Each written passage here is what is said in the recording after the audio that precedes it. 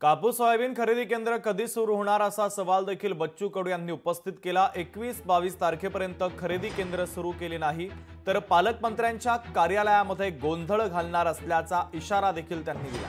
पालकमंत्र्यांच्या गाड्या फोडू असा इशारा बच्चू कडू यांनी दिलेला आहे।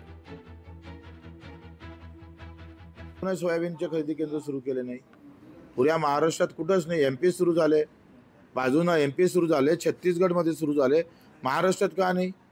मग केंद्रानं जर एमपी खरेदी केंद्र सुरू होते न सुरू झाल्यामध्ये 3000 भावानं कमी भावानं सोयाबीन द्यायला कोणाला शेतकऱ्याला काही कोणाला त्याची गंभीरता राहिली नाही। एका जिल्ह्यात खरेदी केंद्र सुरू न झाल्यामुळं 500 रुपये क्विंटल भावानं सोयाबीन विकावं लागतं, एवढी वाईट अवस्था आहे। पंजाबमध्ये पंजाबच्या शेतकरी तिथे 90% त्यांचा शेतीमाल खरेदी होतं हमी भावात, आमचं 6% होत नाही। आणि आम्ही म्हणून त्याच्यामुळे सांगतोय दिवाळीच्या जास्तीत जास्त 21-22 पर्यंत जर खरेदी केंद्र सुरू केले नाही तर कलेक्टरच्या कार्यालयात नाही तर पालकमंत्र्याच्या कार्यालयात धिंगाणा केल्याशिवाय राहणार नाही। लोकशाही मराठी ऐका, पहा, जागरूक रहा।